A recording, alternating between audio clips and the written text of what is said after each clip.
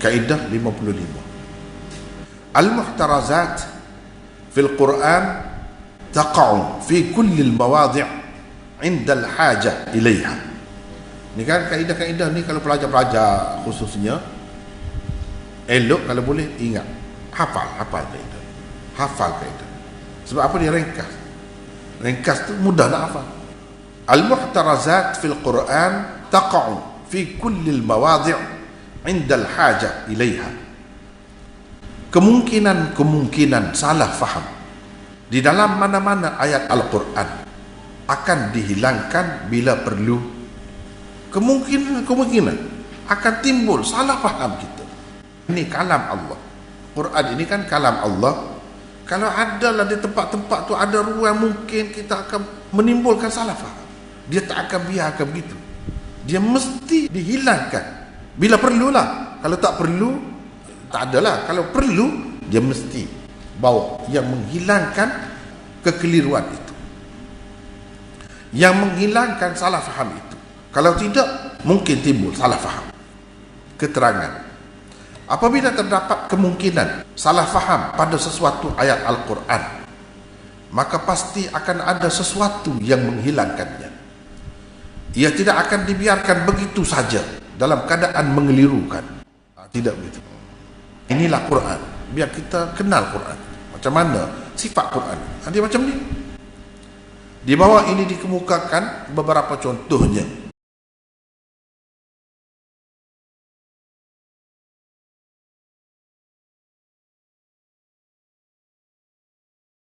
Jadi ini kalau kita perhati, cuba tengok tempat saya garis tu. Ghairu ulid darari. Kalau nak kira susunan yang asalnya, kalau kita buat ghairu ulid darari itu, la yastawil qa'iduna minal mu'minin wal mujahiduna fi sabilillah bi amwali wa anfusihim, gitu asalnya. Tetapi dia letak sesuatu ini ghairu ulid darari ini untuk menghilangkan salah faham. Kalau tidak letak di sini, boleh jadi timbul salah faham. Itu caranya. Baik, kita tengok. Jika ghairu ulid darari tidak disebutkan di dalam ayat di atas, niscaya ia boleh disalah fahami oleh sesetengah orang bahawa orang yang tidak pergi berperang itu bagaimanapun tetap tidak akan mendapat langsung kelebihan, yakni pahala yang diperolehi orang-orang yang pergi berjihad. Dia akan jadi orang yang tak pergi ini tak dapat langsung tak dapat kelebihan. Orang yang pergi berjihad umum gitu. Tak kira lah dia uzur ke tidak uzur ke, asalkan tak pergi tak dapat langsung. Padahal yang tidak mendapat langsung pahala seperti orang-orang yang pergi berjihad ialah orang-orang yang tidak pergi tanpa sebarang keuzuran. Itu yang tak dapat langsungnya. Adapun orang-orang yang tidak pergi kerana ada keuzuran, mereka dapat juga pahala.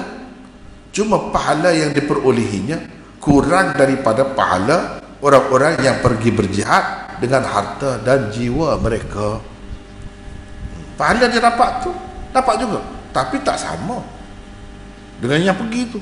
Apalagi yang ada duit, yang belanjakan harta benda dia, lepas tu kalau mati pun matilah, sanggup segala-galanya. Apalagi yang macam tu.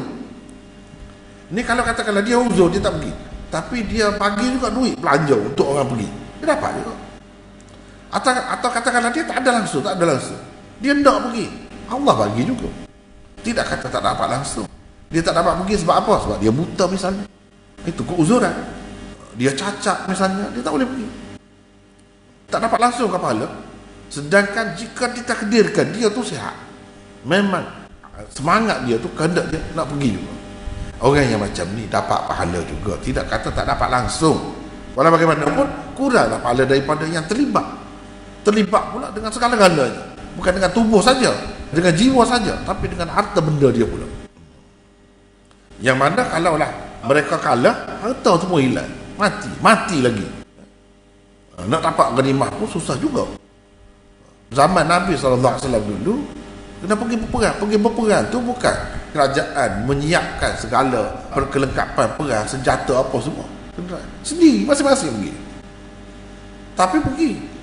Itulah sebabnya setelah mengatakan tidak sama di antara orang-orang yang tidak ikut berperang, Allah terus menyebut ghairu ulid darari. Jadi ada 3 patah perkataan itu sangat penting untuk menghilangkan kekeliruan. Takut-takut orang kata kalau tak pergi, tak kira lah, tak pergi itu macam mana pun, ada uzur ke tak ada uzur, memang tak dapat pahala langsung. Takut-takut orang faham begitu, dia boleh salah faham begitu. Maka diletakkan ghairu ulid darari, yakni yang tidak mempunyai uzur. Sebelum lagi dia menyebutkan orang-orang yang pergi berjihad di jalan Allah dengan harta mereka dan jiwanya. Sebelum habis dia letak dah. Takut-takut kita ni sakit jantung rebah situ, tak puas hati, sedih situ, menangis tu, tak ada habis ayat di situ tu. Itu cara Quran, itu bahasa dia. Bahasa dia tu tak seperti bahasa lain. Terus diri itu memanglah tidak sama, tetapi itu tidaklah berarti orang-orang yang tidak ikut berperang kerana ada sesuatu keuzuran langsung tidak mendapat pahala yang diperolehi orang-orang yang pergi berjihad. Makna pahala jenis pahala orang yang berjihad dapat, jenis tu. Yang tidak dapat langsung ialah orang-orang yang tidak ikut berperang dalam keadaan tidak ada sebarang keuzuran yang dibenarkan oleh syarak. Tak ada keuzuran yang dibenarkan oleh syarak, tak boleh dah. Kalau ada kebenaran, tak apa. Sayyidina Uthman tak pergi dalam perang Badar, tak pergi. Rasulullah sendiri tak benarkan dia pergi. Bukan makna semua kalau perang tu semua kena pergi, macam mana-mana pun tidak begitu. Dia tak bagi. Tak pergi pun bila menang, Rasulullah bagi juga ghanimah untuk dia, bagi juga. Itu cara Islam. Itu yang dunia pun kita dapat, dia bagi pahala pun dapat juga. Sebab dia ni bukannya orang jenis, bahasa Kelantan kata orang jenis celika. Mana ada peluang nak lari, nak melepaskan diri, bukan macam tu. Sayyidina Uthman tu sanggup segala-galanya kerana Islam. Tak pergi sebab anak Rasulullah, isteri dia tu sakit, tenat. Dan memang tenat pun. Maknanya ketika benar tu nak bagi cerita tu isteri dia mati, Rasulullah tak sempat balik tu mati dah daripada peperangan Badar. Sakit macam tu. Ini munasabah lah kalau tak benar dia pergi pun. Ada lagi sahabat-sahabat lain, ada kerja lain, tugas lain, Rasulullah suruh buat benda lain, dia dapat pahala. Bukan tak dapat pahala, ada alasan, ada sebab. Yang tak dapat pahala, dia tak pergi langsung dan tak ada buat apa pun untuk agama. 2,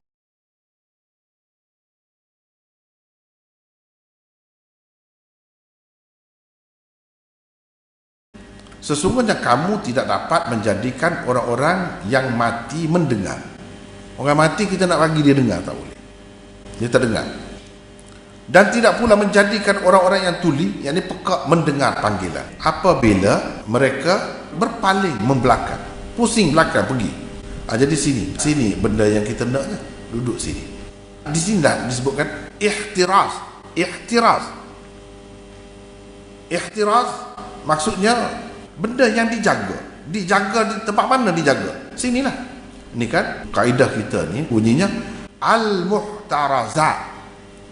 Muhtarazat isim maf'ul daripada ihtiraz. Ihtiraz mana jaga, sikap menjaga daripada takut gini-gini, takut salah faham. Itu muhtarazat. Orang yang salah faham mungkin berkata, memanglah orang tuli tidak mendengar seruanmu, tetapi ia boleh faham jika engkau memahamkannya dengan bahasa isyarat misalnya. Mungkin orang kata begitu. Kamu tidak dapat memperdengarkan kepada orang yang tuli. Orang yang tuli, orang pekak ni kan dia ada bahasa dia, memanglah dia tak dengar. Cuba tengok dalam TV dia buat gini. Dia buat bahasa bisu, buat begitu dalam TV. Dia faham. Untuk siapa? Untuk orang pekak, untuk orang bisu, tulilah. Dia boleh faham. Maksudnya nak bagi faham. Mana kau tak dapat bagi faham, boleh bagi faham. Takut-takut orang kata begitu. Sebab maksud cakap ni nak suruh dengar ni biar dia faham benda tu. Kalau dia nak lintas jalan, kita kata jangan, dia dengar, dia pun berhenti, dia faham maksud kita tu. Jadi takut-takut orang kata dia boleh faham kalau kita bagi isyarat. Untuk menghilangkan kekeliruan itulah Allah menutup firman-Nya dengan berkata, apabila mereka telah berpaling membelakang. Bila berpaling, tak nampak dah isyarat. Mana ketika depan tu kalau kita tunjuk isyarat, mungkin dia faham.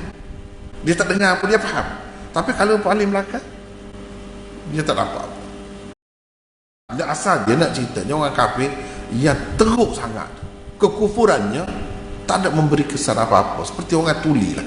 Kalau kita cerita apa-apa, orang tuli itu bukan tuli biasa, tuli berpaling belakang pergi. Lagi teruk lah. Kalau tuli boleh lagi, kalau dia tengok kepada kita, kita tunjuk dia boleh faham. Ni tak, dia pusing belakang. Jadi apa faedah? Tak dapat apa faedah. Atau seperti orang mati, kita cakap bangun, dia tak bangun. Makan, dia tak makan. Kita sumpah dia apa pun, dia takkan tersenyap situ. Dia tidak boleh bertindak balas. Disebut idza wallau mudbirin. Dia tutup dengan itu. Kalau tak sebut itu, mungkin orang boleh kritik. Orang boleh kata, kalau maksudnya nak bagi faham, dia boleh faham. Dia tak dengar pun, dia boleh faham. Sebab nak dengar cakap pun nak maksudnya nak faham benda lah. Boleh faham. Sebab itu dia tutup. Itu cara bahasa Quran. Inilah termasuk dalam kaedah ni lah. Masuk dalam kaedah ni. Yang ketiga,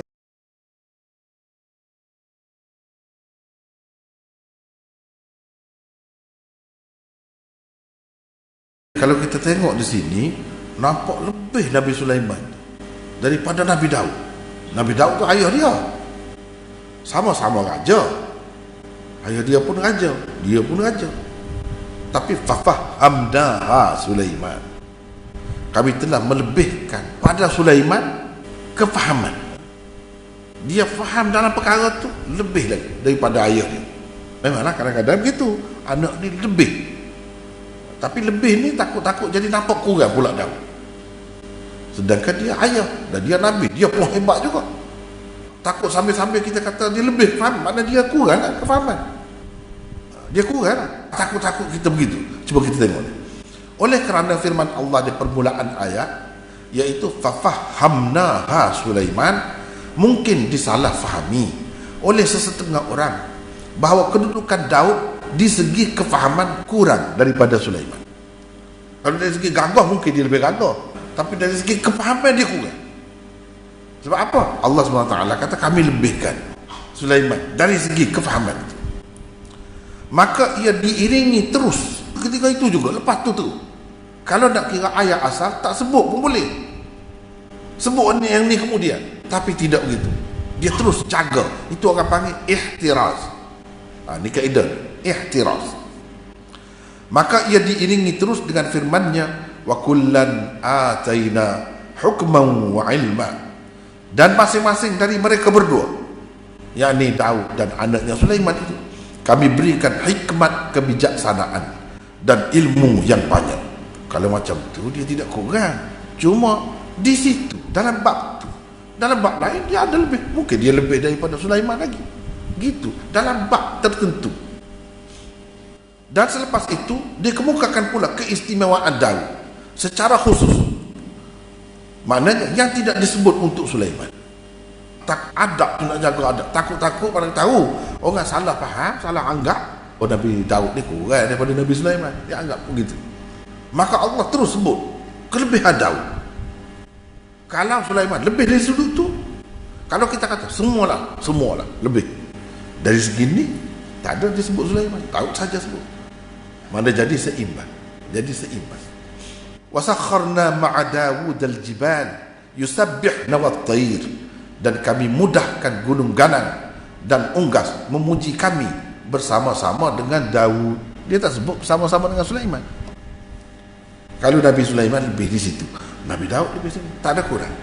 Masing-masing ada kelebihan. Nak ceritanya masing-masing ada kelebihan.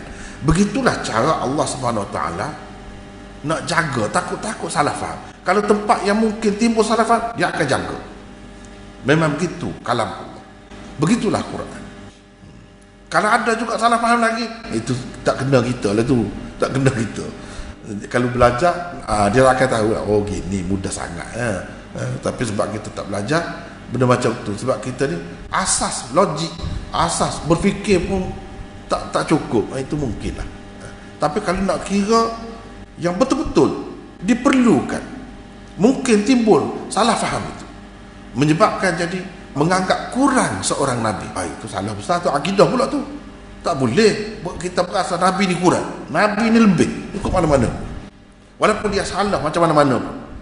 Sehingga itulah sebabnya Nabi kita kata, jangan sesiapa kata aku lebih daripada Yunus bin Matta, walaupun Yunus telah bersalah. Jangan kata begitu. Kesalahan itu biasa, boleh berlaku. Tapi keutamaan di sisi Allah lain. Keutamaan di sisi Allah lain.